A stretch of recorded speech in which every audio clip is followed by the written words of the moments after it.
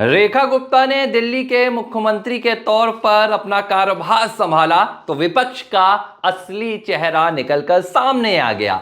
कल तक जो दिल्ली को आश्वासन दे रहे थे कि जैसे हमने सरकार चलाई है, विपक्ष में भी उसी ईमानदारी से अपना किरदार निभाएंगे, आज राजनीति के दंगल में जो गंदगी होती है उसका नजारा दिखाने लगे हैं। चाहे वो कांग्रेस पार्टी हो या आम आदमी पार्टी हो, महिला मुख्यमंत्री के दिल्ली में प्रवेश के साथ ही, महिला मुख्यमंत्री के दिल्ली में एंट्री के साथ ही तमाम विपक्षी दलों ने अपना असली चेहरा दिखा दिया है। क्या है पूरी कहानी?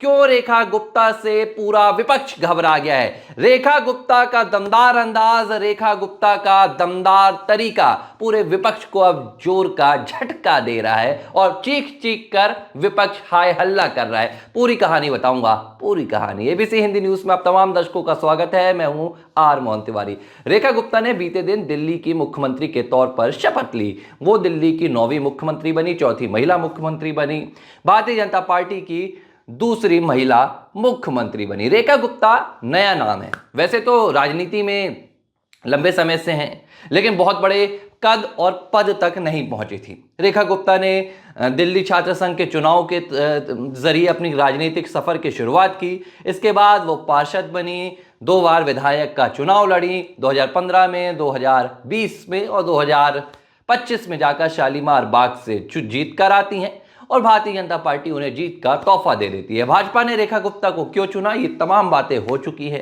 रेखा गुप्ता का नाम कैसे आया, प्रवेश वर्मा का कैसे पीछे गया, दिग्गजों को पछाड़कर आरएसएस की बैकिंग, स्वच्छ छवि, दमदार अंदाज, ये तमाम वजह है।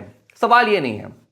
अब बात आती है, मुख्यमंत्री की शपथ हो गई, प्रधानमंत्री नरेंद्र मोदी की मौजूदगी थी, भाजपा के तमाम राज्यों के मुख्यमंत्री पहुंचे थे और विपक्ष के नेताओं ने भी बेमन ही सही बधाई दी। चाहे वो आम आदमी पार्टी के अतिशी हो, अरविंद केजरीवाल वैसे मीडिया की सुर्खियों में नजर नहीं आ रहे हैं। अरविंद केजरीवाल शायद बार बार जो अपने दफ्तर से हर छोटी छोटी बात के लिए एक वीडियो कॉन्फ्रेंस करते थे, वीडियो बनाकर आम आदमी पार्टी के सोशल मीडिया अकाउंट्स पर फैलाते थे, पिछले 15 दिनों से, यानी कि 8 फरवरी के बाद से अरविंद केजरीवाल को कोई ढूंढे तो भाई ढूंढ के बताए। पता ही नहीं चल रहा केजरीवाल कहाँ है। लेकिन सवाल ये नहीं कि केजरीवाल कहाँ है, मैं बता रहा हूं आपको। लेकिन ट्वीट आया, ठीक है, सोशल मीडिया हैंडलर्स रहते हैं ऐसे राजनेताओं के, जो जन्म जयंती, किसी को बधाई देना हो, किसी की आलोचना करना हो, शोक व्यक्त करना हो, वो वाले ट्वीट्स सामने आ जाते हैं। ऐसे ही अरविंद केजरीवाल ने भी रेखा गुप्ता को जीत की बधाई दी। चाहे वो अलका लांबा हो या आम आदमी पार्टी की आतिशी हो, तमाम नेताओं ने रेखा गुप्ता को मुख्यमंत्री बनने के लिए शुभकामनाएं दी और यह भी आश्वासन दिया कि हम विपक्ष में आपका सहयोग करेंगे,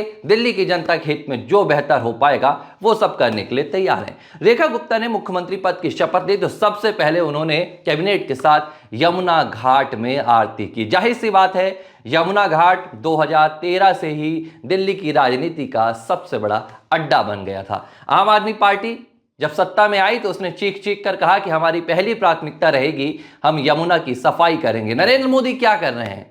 दिल्ली की सरकार क्या की? शीला दीक्षित ने 15 सालों क्या किया? हम तो 2 साल में यमुना साफ कर देंगे। 2 साल कब 12 सालों में तब्दील हो गया, लेकिन यमुना साफ नहीं हुई, बल्कि गंदगी का कारवां बढ़ता गया। हर साल छठ में वो सफेद सफेद लहराते हुए यमुना में झाग देखे गए, कभी यमुना की सफाई नहीं हो पाई। खैर, बहुत सारी ऐसी बातें हैं जो दिल्ली में वादे तो किए गए थे पार्टियों के द्वारा, लेकिन कभी हो नहीं पाए। अब जब दिल्ली को एक महिला मुख्यमंत्री मिली, अब जब दिल्ली को एक सशक्त और दमदार महिला मुख्यमंत्री मिली, जिसे ये कोई कहने वाला नहीं है कि भाई ये तो टेम्परेरी मुख्यमंत्री है, ये तो बस कुछ दिनों के लिए बनाई गई मुख्यमंत्री है, लेकिन ये एक ऐसी मुख्यमंत्री है जिस पर प्रधानमंत्री नरेंद्र मोदी ने मुहर लगाई है। ये एक ऐसी मुख्यमंत्री है रेखा गुप्ता जिस पर पूरी भारतीय जनता पार्टी के कुनबे ने भरोसा किया है और दिल्ली की सत्ता सौंप दी, दिल्ली की कुर्सी सौंप दी। तो जाहिर सी बात है कि वो राजनेता, वो पार्टी के मठाधीश, वो पार्टी के मुखिया बनकर बैठे राजनेता जो महिलाओं को अपने घर पर भी पहुंचने के बाद उनके साथ दुर्व्यवहार करते हैं, अगर उनके सामने एक महिला मुख्यमंत्री आ जाएगी तो जाहिर सी बात है कि जो उनके अंदर का जहर है वो निकल निकल कर बाहर आ जाता है। और यही अब पूरे विपक्ष के साथ हो रहा है। क्या हो रहा है मैं बताता हूं। रेखा गुप्ता के मुख्यमंत्री बनने के बाद पूरा विपक्ष खाली हाथ सा रह गया। विपक्ष को लगा था कि भाई कोई मुख्यमंत्री का चेहरा ऐसा होगा, मनोज तिवारी होंगे या वासुदेव स्वराज होगी, प्रवेश वर्मा होंगे तो हम परिवारवाद वाला जिक्र करेंगे। मतलब पूरी प्लानिंग की जा रही थी कि भाई अब भाजपा को काउंटर कैसे किया जाएगा। रेखा गुप्ता आई तो किसी को उम्मीद नहीं थी, पहली बार की विधायक, 2 बार की पार्षद, दिल्ली छात्र संघ की चुनाव लड़ी थी उन्होंने। अब रेखा गुप्ता सीएम बनी तो कहने को कुछ नहीं बचा, महिला सीएम बन गई। एक तरफ वो अरविंद केजरीवाल थे जो जनसभाओं में जाकर कह रहे थे नहीं नहीं अतिशी तो बस चंद दिनों की सीएम है, हमने एक मुखौटा उनको सीएम का पहना दिया है, मुख्यमंत्री तो मैं ही हूं। सत्ता की क्या लालच होती है, सत्ता के सामने बेबसी क्या होती है, ये अरविंद केजरीवाल के शब्दों में सुनाई देती थी। भाई आपने किसी को मुख्यमंत्री बना दिया है, माना कि चंद दिन के लिए ही सही, लेकिन कम से कम तब तक तो उसका सम्मान कीजिए। हमारे देश में पदों की परंपरा रहती है, उम्र के फासले नहीं रहते, राजनीतिक कद नहीं देखा जाता है। जब 2014 में नरेंद्र मोदी को भारतीय जनता पार्टी ने अपना अभियान के लिए प्रधानमंत्री का चेहरा चुना तो भाजपा में एक से दिग्गज चेहरे थे। लालकृष्ण आडवाणी थे, मुरली मनोहर जोशी थे, मनोहर पारिकर थे, राजनाथ सिंह थे, चेहरों की कमी नहीं थी, सुषमा स्वराज थी। लेकिन जब नरेंद्र मोदी का नाम सामने आया तो किसी ने यह नहीं कहा कि बस आजमाइश हो रही है, नरेंद्र मोदी को बस एक बार चेहरा बनाया जा रहा है। एक सुर में सभी ने नरेंद्र मोदी पर भरोसा जताया और कहा कि उनकी बदौलत देश में हमारी सरकार आएगी, और आज देखिए नरेंद्र मोदी तीसरी बार के प्रधानमंत्री बन गए हैं।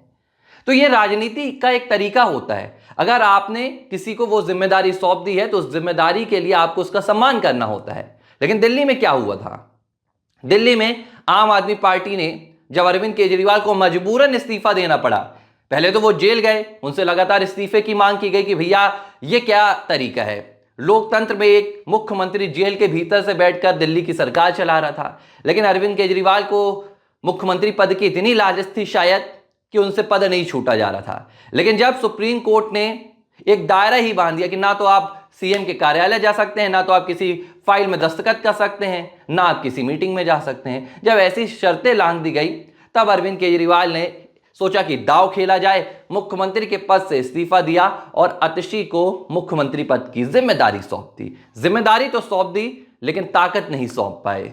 अरविंद केजरीवाल चीख चीख कर दिल्ली की जनता के सामने कहते रहे कि मैं ही मुख्यमंत्री हूं। अब मैं ये बात आज आपके सामने क्यों बता रहा हूं, ये आप समझ लीजिए।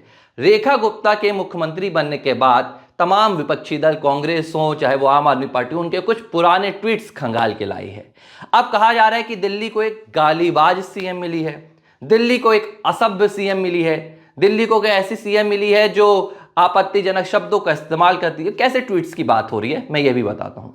इनमें कई ऐसे ट्वीट्स शामिल हैं जिनमें रेखा गुप्ता ने 2015-2016 के दरमियान आम आदमी पार्टी के मुखिया अरविंद केजरीवाल को जबरदस्त तरीके से पलटवार किया था।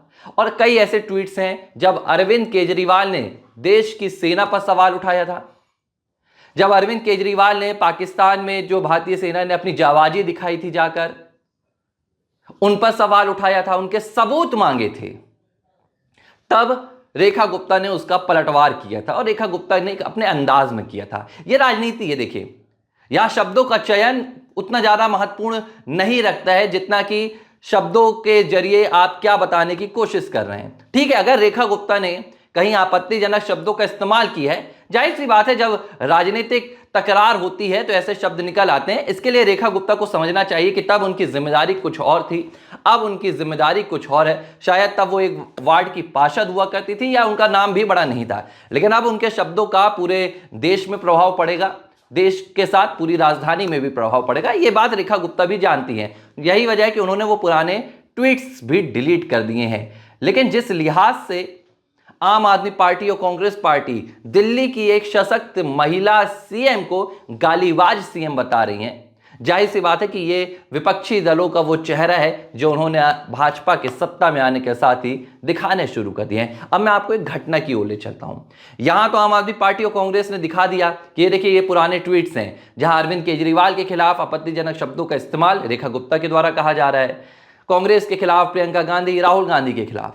लेकिन अब आपको एक घटना बताता हूं। एक तरफ महिलाओं की बात हो रही है तो दिल्ली की महिला सीएम रेखा गुप्ता को आलोचनाओं के कटघरे में खड़ा किया जा रहा है, उन्हें असभ्य गालीबाज बताया जा रहा है। दूसरी तरफ में स्वाति मालीवाल आम आदमी पार्टी की नेता हैं, अभी भी उन्होंने इस्तीफा नहीं दिया है, राज्यसभा की सांसद हैं, दिल्ली महिला आयोग की अध्यक्ष रह चुकी हैं। जब अरविंद केजरीवाल जेल से जमानत पर बाहर आए तो स्वाति मालीवाल उनके घर पर मिलने गई थी। इस दौरान अरविंद केजरीवाल के पीए विभव कुमार ने स्वाति मालीवाल के साथ बदतमीजी की थी। यहां तक कि स्वाति मालीवाल ने यह शिकायत दर्ज कराई थी कि विभव कुमार ने उनके साथ मारपीट भी की है। इसके बाद विभव कुमार को जेल भी जाना पड़ा था। मामला अभी भी अदालत में चल रहा है। इस पूरे मामले में पूरी आम आदमी पार्टी, अरविंद केजरीवाल ने तो जवाब ही नहीं दिया। अरविंद केजरीवाल हमेशा ये कहते रहे कि भाई जांच का मसला है, जो जांच में निकल कर आएगा वही होगा। लेकिन चाहे वो आम आदमी पार्टी के आतिशी हो, मनीष सिसोदिया हो, संजय सिंह हो, सौरभ भारद्वाज हो, सभी ने एक लॉबी बनाई और अपनी ही पार्टी की महिला सांसद को कटघरे में खड़ा कर दिया। स्वाति मालीवाल पर सवाल उठा दिए, स्वाति मालीवाल को भ्रष्टाचारी बता दिया, उनको भाजपा से मिला हुआ बता दिया। यह है आम आदमी पार्टी का असली चेहरा कि जब आपकी ही एक सांसद आपसे गुहार लगा रही थी कि भाई मेरी इज्जत पर हमला हुआ, मुझको मारने की कोशिश की गई, तो आपने उसका साथ छोड़ दिया। और आज जब दिल्ली को एक दमदार महिला सीएम मिली है, अब रेखा गुप्ता के साथ क्या हो रहा है? असल में विपक्ष एक कोशिश कर रहा है कि रेखा गुप्ता को एक कमजोर सीएम बताया जाए, एक गालीबाज सीएम बताया जाए, लेकिन यही विपक्ष की सबसे बड़ी गलती साबित होगी। यह मध्य प्रदेश में भी हुआ था। मैं आपको याद दिलाता हूं, मध्य प्रदेश में जब मोहन यादव चुनकर आए, जब उन्हें सीएम का चेहरा चुना गया, विधायक दल की बैठक में उन पर मोहर लग गया, तो उनके भी कुछ वीडियोस निकलकर सामने आए थे जिनमें मोहन यादव का आक्रामक अंदाज सामने आया था। तब तक उन वीडियोस पे शायद किसी की नजर नहीं गई थी, लेकिन सीएम बनने के बाद यह उल्टा असर पड़ गया। मोहन यादव को पहले कमजोर आंका जा रहा था, कहा जा रहा था कि मोहन यादव मात्र एक चेहरे हैं, लेकिन जब मोहन यादव के वो पुराने वीडियो आए, उनका आक्रामक अंदाज नजर आया, तो लोगों को पता चला कि भाई प्रधानमंत्री नरेंद्र मोदी ने जिस व्यक्ति पर मुहर लगाई है, ये कमजोर आदमी नहीं है, शिवराज नहीं तो मोहन यादव वैसे ही दमदार नेता है। और अब यही दिल्ली में हो रहा है। रेखा गुप्ता की अब तक की जो छवि निकलकर सामने आ रही थी, उसमें माना जा रहा था कि रेखा गुप्ता एक सामान्य महिला का चेहरा है। रेखा गुप्ता दिल्ली की आम आदमी के बीच में रहने वाली एक चेहरा है। लेकिन जब अब उनके पुराने बयान सामने आए हैं, जब उनके पुराने ट्वीट्स सामने आए हैं, तो इस बात में अब कोई दो राय नहीं रहा है कि रेखा गुप्ता दमदारी से लड़ने वाली नेता है। रेखा गुप्ता चाहे वो देश पे अगर कोई सवाल उठाता है तो उसके ऊपर चढ़कर बोलने वाली नेता है।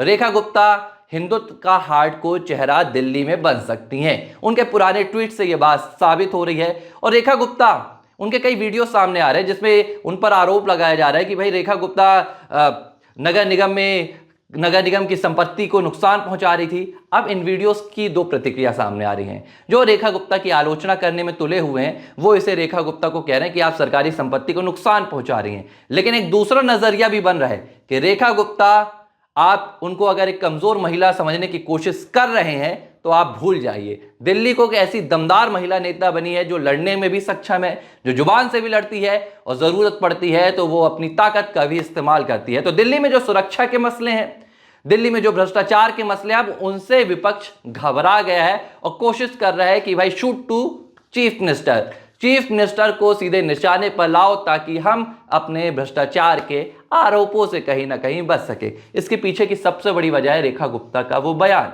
जो उन्होंने सीएम पद की शपथ लेने से पहले दिया था, और उन्होंने कह दिया था एक एक पैसे का हिसाब होगा। शायद यही वजह है कि पूरा विपक्षी दल घबराया हुआ है।